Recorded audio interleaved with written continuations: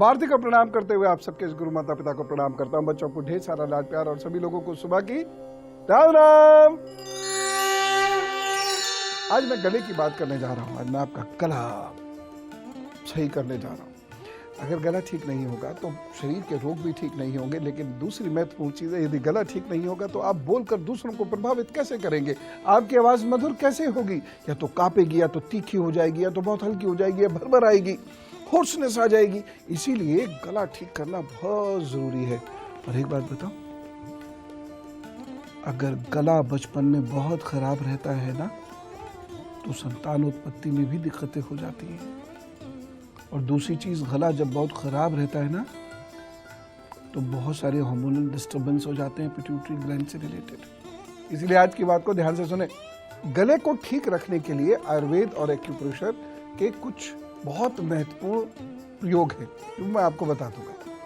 पहली चीज तो ये नोट कीजिए, शहद और सीतोपलादी मिलाकर चाटने से गले की बहुत सारी समस्याएं खत्म हो जाती है। खासतौर से जिन लोगों के गले में कफ अटकता है, कफ फंसता है, वो लोग ये कर रहे हैं। और एक बात बताऊं, यदि आपके गले में कफ फंसता अटकता बहुत ज्यादा और आप ये बहुत ज्यादा करते हैं ना, तो आपके व्यक्तित्व में बहुत बड़ी खराबी उत्पन्न होगी। इसे निपटने के लिए ये उपयोग जरूर कर लीजिएगा। और ये परेशानियों बीमारियों से तो बचाता ही है। एक चीज और, खदरादी वटी, इसका प्रयोग करने से इसे चूस सकते हैं, चिकित्सक सलाह भी ले लीजिएगा इसके लिए। और इससे आपका गला बहुत अच्छा होगा, साफ होगा। फिर आप जोर से कह सकेंगे, भारत माता की जय, जोर से पूरी दुनिया में गूंजेगी वो फिर। और आप अपनी बात को बहुत अच्छे से कह सकेंगे और बहुत अच्छे से आप बोल सकेंगे। आपकी कम्युनिकेशन स्किल्स भी अच्छे हो जाएंगे, क्योंकि आपके द्वारा बोले गए शब्द बहुत स्पष्ट आएंगे। साथ ही साथ ये वाला उपाय करें, लौंग आदि बटी। यदि आपका गला दर्द करता है, उसमें बार बार प्रॉब्लम्स होती हैं, खराशें आती हैं, तो लौंग आदि बटी को चूस लिया कीजिए दिन में 2 बार। मिर्चादी बटी एक आती है, इसका प्रयोग भी आप कर सकते हैं। और एक बात बताओ, ये मिर्चादी बटी तो ठीक है, लेकिन अधिक मिर्चों का प्रयोग उन लोगों को नहीं करना चाहिए जिन्हें गले की दिक्कत रहती है। खास तौर से जिन बच्चों को बचपन में मम्प्स हुए हों या टॉन्सिलाइटिस बहुत ज्यादा रही हो। अब विवाह के बाद उन लड़कों की खास तौर से मैं बात करूं तो संतान ना हो रही हो, तो उन्हें मिर्चें खानी छोड़ देनी चाहिए। एक और चीज, यदि आपका गला खराब रहता है तो कभी भी फ्रिज के पानी का सेवन नहीं करें। हमेशा गर्म पानी का सेवन किया करें। सूर्य तथा शनि से 3 इंच निचले हिस्से को दबाएं। अब आप पहुंच गए ब्रह्मांड में। नहीं, मैं यहाँ के सूर्य और शनि की बात कर रहा हूँ। ये सूर्य, ये शनि, इसके ये 3 इंच हिस्से, यहाँ के हिस्से को ऐसे करके दबाना चाहिए। ये थोड़ा सा करके, हाँ, आवाज खुलती जाएगी, शब्द स्पष्ट होते चले जाएंगे जी। एक और चीज बताते हैं, गरारे जरूर करने चाहिए उन लोगों को जिन्हें डिबेटिंग वगैरह करनी होती है। और चाय या नमक के गरारे विशेष लाभप्रद होते हैं। यह दोनों एक साथ कर लीजिए। पीना नहीं है उसे, गरारे करिए और बड़ा फायदा मिलेगा। हर दूसरे तीसरे दिन कर लिया कीजिए। और एक बात बताऊं, जो लोग बहुत ज्यादा बोलते हैं उनसे कहना चाहता हूँ, गले को थोड़ा आराम दिया कीजिए जी। मेरी बात का बुरा मत मानिएगा।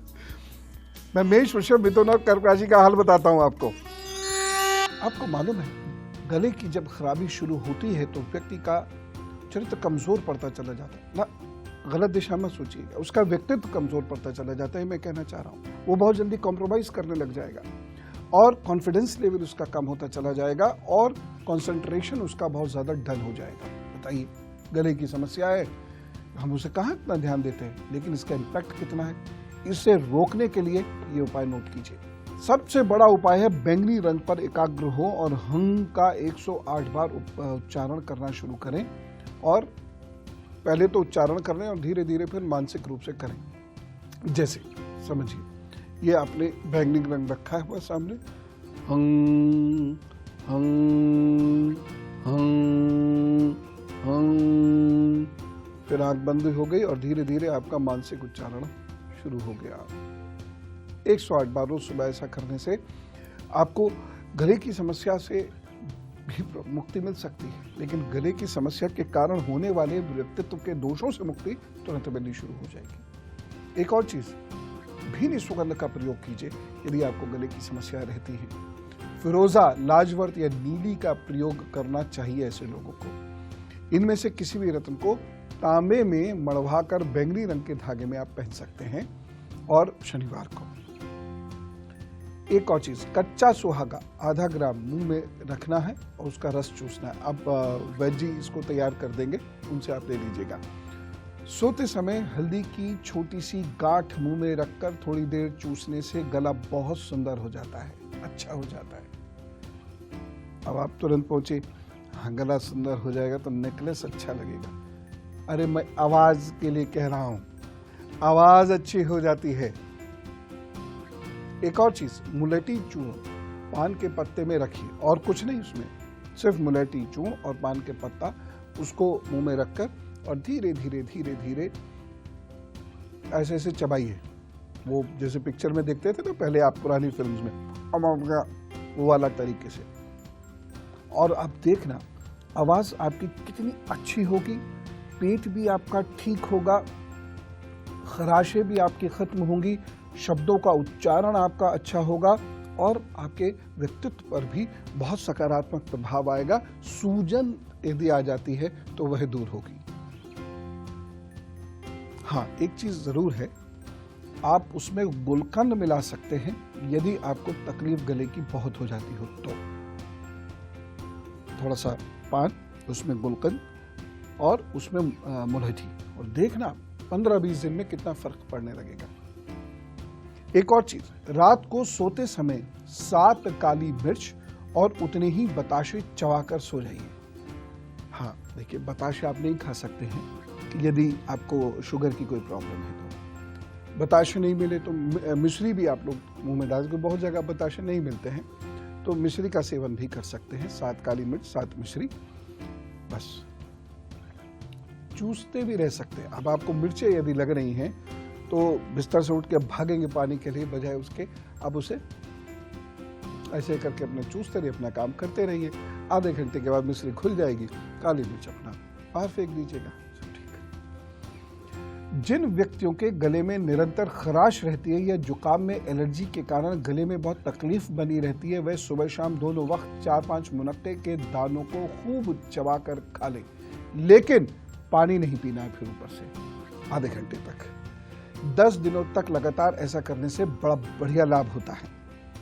एक और चीज है, वल्लाराई, इसके पत्तों को धूप में सुखा लीजिए, फिर पाउडर बना लीजिए। उस पाउडर का नियमित रूप से सेवन करने से भी हकलाहट, गले की खराबी, खराश दूर हो जाती है। वल्लाराई से हकलाहट दूर हो जाती है। सोचिए क्या क्या चीजें हैं, कैसे पता हमारे विद्वानों को, कितनी रिसर्च की होगी, हकलाहट दूर हो जाती है।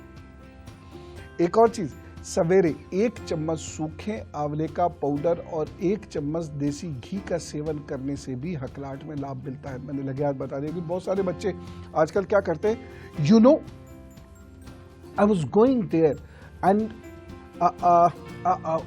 ऐसे करना शुरू करते हैं। अरे आप सीधे you know I was going there, क्योंकि शब्द अटक जाते हैं गले में, या तो मिलते ही नहीं दिमाग की वजह से, या शब्द अटक जाते हैं गले में, और इसकी वजह से वो अच्छा इंप्रेशन नहीं छोड़ पाते सामने वाले पर। वल्लाराई और ये उपाय करने से बहुत लाभ होगा,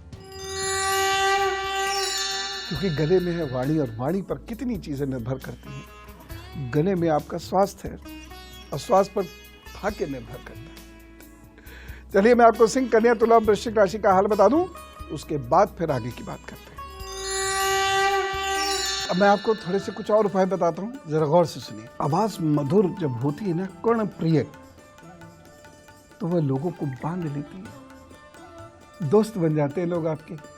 उसके लिए क्या करें, त्राटक करें, गुरु सानिध्य में बैठकर ध्यान करें, गाय के घी से गले और सर की मालिश करें कभी कभी।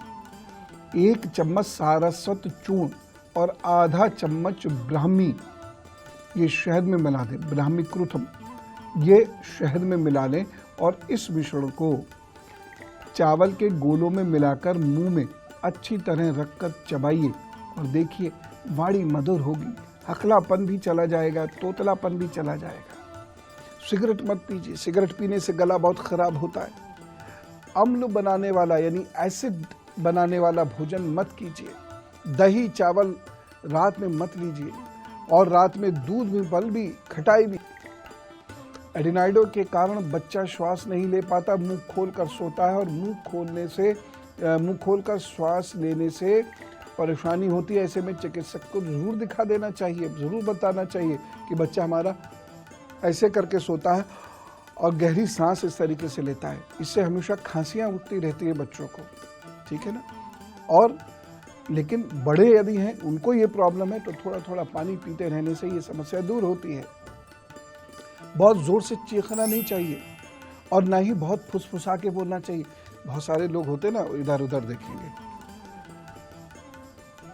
बुलाएंगे, फिर नई नई गाड़ी आई है उसकी, नई नई गाड़ी, ऐसे करके वो एक दूसरे की निंदा करते हैं ऑफिस में। खैर ये तो मैं मजाक के लिए कह रहा था, लेकिन कुछ लोग ही आते नहीं, बहुत फुसफुसा के बोलते हैं, ये भी नहीं, और बहुत चीख कर भी नहीं बोलना चाहिए। और अब गुरुमान, यदि गले को खंकार कर बोलने की आदत है तो शनि खराब है, तय बात। और यदि शनि कमज़ोर है तो ये उपाय कर लीजिएगा, अन्यथा जीवन पर्यंत संघर्ष की स्थिति बनी रहेगी। मित्रों से, अपने लोगों से, अपने सीनियर से, जूनियर से, सबसे आपका झगड़ा हो जाया करेगा। और वह शुरू में बहुत अच्छी दोस्ती निभाएंगे, बाद में धोखा दे देंगे। करना क्या है, एक बर्तन लीजिए, काहे का, मिट्टी का, उसमें उड़द और सरसों का तेल डाल दीजिएगा। इसे काले कपड़े से ढकिए, अपने ऊपर से 7 बार उतार लीजिए और किसी निर्जन जगह पर उसको दबा दीजिएगा और फिर वहाँ से चुपचाप चले आए। अब ज़रूरी नहीं है कि इतना बड़ा बर्तन आप लें और सोचे कि बस सारा शनि एक साथ उतार दूंगा, इतना सा ले लीजिए, क्योंकि अन्न को वेस्ट नहीं करना है। इतने 1-2-4 चुटकी उड़द से भी उतना ही लाभ होगा जितना 1 किलो से होगा। तो 2-4 चुटकी उड़द ले लीजिए, उसी में ज़रा सा सरसों का तेल डालिए, इतनी ही उसको कपड़े से बांधिए और निर्जन स्थान में दबा दीजिए। बस अच्छा होगा, सब अच्छा होगा। निर्जन स्थान में ये दबाते वक्त एक चीज़ का ध्यान रखिएगा, हम लोग क्या करते हैं, खाली पड़े हुए प्लॉट्स वगैरह होते हैं या लोगों के खेत वगैरह होते हैं, उसमें जाकर दबाई जाते हैं। ये मत किया कीजिए, हालांकि कुछ होता नहीं है, लेकिन लोग खामखा वहम में पड़ जाते हैं और फिर दुनिया भर को वो फिर उल्टा सीधा बोलते हैं। तो उससे बचने की कोशिश करें। एक एक चीज़ बहुत महत्वपूर्ण है और जो लोग हर क्षण का सही इस्तेमाल करते हैं, अपने शरीर का, अपने मन मस्तिष्क का, अपने विचारों का सही इस्तेमाल करते हैं, और जो लोग अथक परिश्रम करते हैं और थोड़ी देर ही सही लेकिन पूर्ण समर्पित होकर ईश्वर का ध्यान करते हैं, उन्हें आगे बढ़ने से कोई नहीं रोक सकता। इसलिए ज्ञान गंगा में डुबकी लगाते रहा कीजिए। प्रभु आपको बहुत खुशियां दे, स्वास्थ्य दे, सुख शांति दे। हम चलें। राम राम, नमस्कार।